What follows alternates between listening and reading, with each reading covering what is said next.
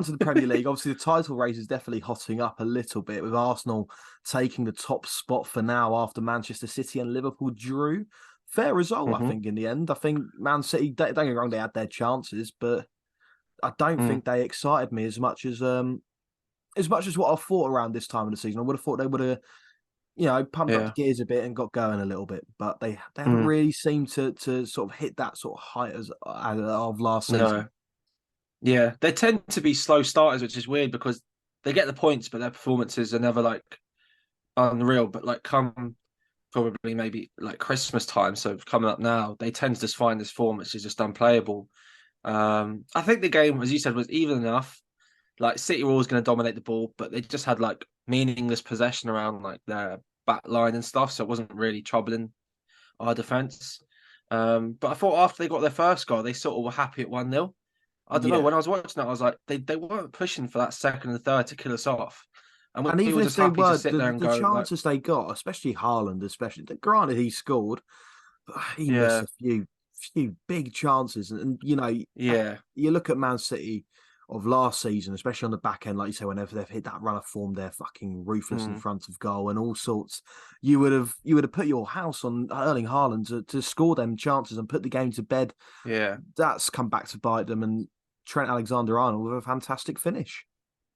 yeah, exactly. It was a really good goal from Liverpool. Obviously, they had one goal disallowed, I believe. Well, two, but one was never going to be Mm. given. But I think they're soft because they defend the keepers a lot, but I can see why it was disallowed. So I'm sort of like, I'm not going to complain, obviously, but I do think they defend the keepers a lot because, in my opinion, it was more of an Alisson mistake than a foul. Like, as Yeah, in, I think it's an without, like, interesting one. Obviously, yeah, I think it should have counted, but obviously it didn't. That's the mm, way the game's gone, yeah, and Liverpool got the equaliser. But yeah, you take out that goal that maybe should have stood, so to speak. Man City have had mm, other chances in that game.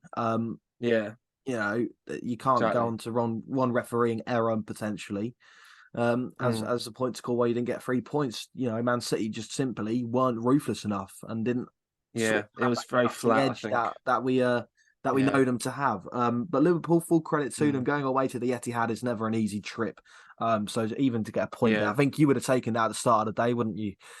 Oh, 100%. And I think they said we're the first team in all competitions in, I think, 25 odd games or something stupid like that. That they've not won at home. They've won every game at home up until now. So um, I'd have been more than happy with a point come the start, and I was Yeah, delighted with that. So especially having played like to be where we are, obviously we're on about the title race to be joint joint third with Aston Villa, surprisingly. But only 2 points off Arsenal top and City, a point behind. Having played away at Chelsea, away at Tottenham, away at Man City, I'm delighted to be honest. I think anyone would have put us there considering we bought a whole new yeah. I think midfield. especially So considering sort of maybe your team on paper, yeah, looking at mm, others, the likes of Manchester City, isn't yeah, maybe as strong. Like you don't have sort of that out and out DM. Your midfield is still yeah, it's not bad. It's not a bad midfield. I'm not saying that, but it's sort of yeah. very unknown, so to speak. There's more, yeah, exactly. And I think it was a lot more of like no one had any expectation because they just looked at it and went, they buy a whole new midfield, it'll take them a year to settle in and then it'll be fine. But the players in that midfield are that good, as in Soboslai, I think's unreal. Mm. I think Hurst is a very good player. It's just he is being held back because of the role he's been playing in. I thought Gravenberch off the bench was excellent against Man City. I think he actually changed the game for This is a us. brilliant sub, And yeah. I'm really excited to see him progress with Liverpool because I think he's got all the attributes to be a quality player. I think just how strong he is, like physical, his pace, driving with the ball, He's all round, isn't he? He's very also got good. sort of Yeah, certain defensive attributes that help as well, definitely. exactly. Yeah, But obviously a um, draw there at the mm, Etihad did mean yeah, that Arsenal, were they to win in that late kickoff game, which they did, go top. yeah, yeah. Kai Obviously, I think I Havertz. said at the start of the season, I think Arsenal do still stand a chance to win the league. I do think Man City will win Mm, it, but I think yeah, they will finish second again. I think obviously the business they've done in the summer, Rice, Havertz, Timber. Yeah, I mean, I think it's very, mm, very good business. It's strengthening in areas that they needed to. Defensively, Arsenal mm, was sound. Again, wasn't their yeah, most inspiring display, by any means at Brentford, but winning away at Brentford is a tough place to go to for anyone. Brentford, when they're on their day, they're very difficult to beat. And Yeah. Arsenal weren't great, but the fact is, a top four and a title winning side is shown, not Grind maybe, out results. yeah, grind out results where you Mm. don't get out of second gear in games, but you still manage to put points on Yeah. the board. And it's exactly what Arsenal done, and they've got themselves top of the league. Kai Havertz scoring Yeah. as well. Mm. It's early days, but if they keep up the form that they're on, Arsenal, they can. It'll be an interesting season because if Man City Yeah. don't go on this miraculous run that they do every season, obviously it is inevitable in our eyes, but we can't tell the Mm. future. If they don't, Exactly. who knows? Yeah. I think it will be close. I think you have all three teams within 5 to 6 points of the winner come the end of the season. And I think it sounds so obvious, but the games amongst themselves will be so big. They will be 6 pointers. Like some years you can sort of like, you can throw away a game to Man City. It's not that big. Like it's all right. You can do it. Whereas now I think like, for example, I know, well, we play Manchester United and Arsenal in the same week at home. So if we go and beat Arsenal in that game, that's huge. And if we win the games up until then, it's massive. I think Arsenal is. I think their defense is good. For what worries me is their goalkeeping situation. No other top Yeah, team in Europe has that issue where you're rotating keepers pretty much every but other to be game. fair, the rotation between It's Ramsdale and Raya for that game was not because Raya's been shit. It was purely because he is loan banned. Obviously, yeah, being on loan from Brentford, just couldn't play. But yeah, again, we obviously there were Ramsdale almost did have a howler in that game, but kept the clean yeah. sheet. He was not confident at all, and But I understandably don't know. so, That's just he's an been issue out the that side could, for a long time. But the fact is, he's come in and he's kept a yeah, clean sheet, and I think that's the thing that mm, you have to look at. That confidence wise, I don't think you drop him. I think you give him a run of games. He's get that clean sheet. He's got a bit of confidence in him. uh, Let him get back to his yeah, best, and I think he'll be Arsenal's number one again. I think bringing in Raya in the summer was a very very weird move in mm, itself, purely because yeah, Ramsdale's a good keeper. We all know it. Maybe he's not he's not up there with Edison or Allison by any stretch of the margin, but yeah.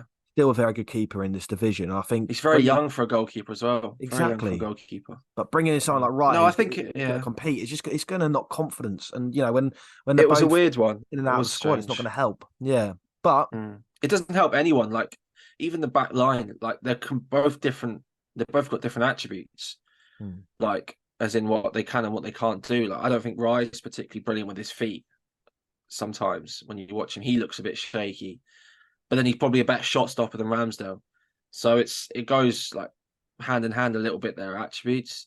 I said just getting used to like a centre back getting used to which goalkeeper they've got by the week could be very difficult as well. mm, And I think that's just an issue that unless he sells Ramsdale in January, that could just become an issue that's a point that it's so unnecessary. It shouldn't be an issue. mm. Like is in all the other 19 teams, the goalkeeper starting. Apart from Brighton, Like because Brighton changed their team every other week, so they changed their and front Brighton, line. yeah. Yeah. But everywhere else, it's that goalkeeper playing, Mm. unless there's injuries. For example, now I know we got Keller for a few weeks, but every week is it's Allison, it's Edison. Like you just know who's playing in the Premier League. No, absolutely. And I think that's one issue that sometimes I think Arteta just unnecessarily brings on the team, which Mm. because Ramsdale seems like such a big character as well.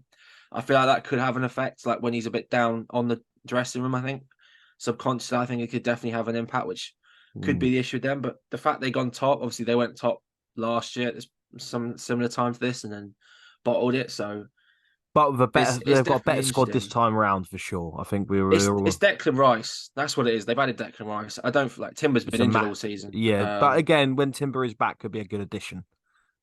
He A could be, big. but is he not? Is he even meant to play this season? I feel like he's meant to be out for like Yeah, for the whole most of the season, season. isn't he? I Like, feel like he's out for not far off, is he? He oh, must be. he It might was a come back at the serious one, but yeah. Well, he might come back at the end and yeah, score a it last was a minute big winner goal against for someone. Havertz. Yeah, Big goal for big for Havertz. confidence. He needs to kick. He needs to use it, but I feel like we've said this so many times with him. He scores and you go, "Oh, time for him to kick on," and then he just does nothing. Does So nothing. Well, we'll see what's in hold for him yeah, in the next league game. yeah. But yeah, obviously Arsenal going Villa. top, that's big. But yeah, yes, big talking point because, like you say, they're level and points of view now. Are we? Yeah, I mean, don't get you wrong. I don't do. I think Villa are going to win the league? No, but no. they're keeping up with the rest. They're keeping up with they're keeping up with you lot. They're keeping up with sort of the bigger teams. Ollie Watkins is arguably one of the best strikers in the Premier League at the minute. Yeah. I think their squad is fantastic. They've got a lot of depth to it as well. I think is another thing that you have to look at with Villa. And obviously beating Spurs away. Granted, Spurs, the issues that they've got going on in the squad at the minute is not great. Obviously, their whole pack line has pretty much changed, apart from Udogie and Porro. Their midfield's all over the place. They're missing Maddison massively. But still, to win away at Spurs is it's a fantastic achievement for Villa, and they keep winning games. They keep grinding out wins, especially at home. Obviously, they're dropping a few points here and there that you look at and you're a bit, okay, mate, yeah, you're not ready for that yet. But I think as top 4 candidates, why not? I put that. Yeah, I think they can do it because the benefit they have is the manager over a Tottenham, over even Man United, in my opinion. They've got a better manager. Unai Emery's won it with Sevilla and even Villarreal. I think he won the Europa League. He's an experienced manager. He's been in European football. He knows how to get across the line. He knows how to win games. So I think exactly he knows what he's like. He played 4-4-2, like basic sort of. But when you're watching it, it's so fluid in how you have everyone constantly rotating. Like so, it looks like sometimes it's a back 5, a back 3. So like it's they're really exciting to watch. With that game, it was a very good result. I think Ange got it wrong. I think he's got found out in recent weeks. I think everyone's using, in my opinion, I think he's looking very uncomfortable. I think he got it wrong against Chelsea with that high line. I think it's quite obvious to say now.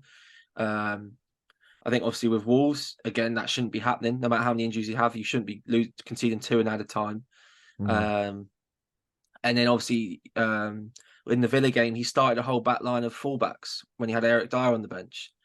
Like you do want, like I know, okay, Eric Dyer's not he's not great, but he's a centre half. Centre half, yeah, no, absolutely. Yeah, like Romero's not playing because of disciplinary issues, and that's understandable. And obviously Mickey Van der Ven's injured. That's fine, but to not start then your third choice centre half when you have him available in a back line when you don't have any other centre halves, it's just weird. It doesn't make sense to me. That was a bit stupid. They obviously had a lot of goals disallowed. I think there must have been 2 or 3. They just couldn't stay downside. Son had a hat-trick disallowed. Ruin might imagine that for the FPL team, by the way, Christ. Yeah, exactly. They were all very close, and I just think they create chances, not as many as they did with Maddison. Then they are defensively. I'd worry about them. Obviously, they're on 26 points as Spurs, and then Villa and Liverpool on 28. I wouldn't say Tottenham in the title race. They are slipping away now, aren't they? With Man City away this weekend, I think they might have Newcastle or Man United, I feel like the following week or something like that. The only thing is, Spurs do have a very good record against Man City, so I think there is that. They do, but there's a lot. You're missing a lot of play. Like Harry Kane would have been there; he'd have been scoring goals. He's a main factor. An actual back line. I think Romero might have one more game out. I think potentially. Yeah, I think he's got one more left. So, and obviously Bentancur is now injured as well for quite some time.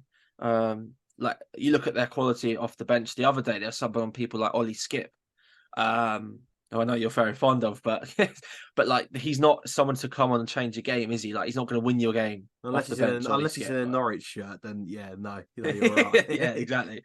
But he's not like title or winning or challenging player you on the bench. At least you like even like forward like that. I don't think Brian Gill was that great. I know some people have said he played all right, but in my opinion, he didn't look very good. But I worry about them. It's interesting, isn't quite it? Quickly. It is interesting. I think they could drop, but I think Villa deserve to be where they are. I'd definitely put them. I said it quite a few weeks ago. I think the top 4 they look more promising than some like Newcastle's and stuff like that, and they do not only the manager, Newcastle, but the quality of players. We'll just briefly touch on Newcastle. Obviously, injury ridden. Their squad is a bit thin at the minute with the old Champions League and what else. But however. Winning 4-1 at home to Chelsea is no easy task, especially the form that Chelsea are on. Exactly, yeah. No, I think very big result for Newcastle. People expected them to win, but will they creep in? Probably not that much. No. I just think the qualities, I just think the injuries will kill them, and I think they're too inconsistent. Like they're not like okay, Isaac's back and he looks like he's scoring. He found a bit of form, but their squad is so thin that, especially now Christmas, when you're playing 2-3 a week, like every week, it's going to kill them. I think with Villa, as you said, they have that bit more depth. Like they subbed off Diaby and brought in Leon Bailey, who played really well. They subbed off Matty Cash and who did they bring on? I think was it Jacob Ramsey? No, Tielemans, wasn't it? They subbed on Tielemans, I think. Again, good players. Like they have the options to rotate, and Unai Emery saw that at half time. Matty Cash wasn't having his best game, and he subs him off, and Tielemans comes on, gets an assist, helps them win the game. Like it shows that the difference in the manager and making the right choices at when to change the game, and obviously helped him out, which I think would be massive for them getting top 4 this season. Absolutely. Obviously, we spoke a lot about the top end of the table.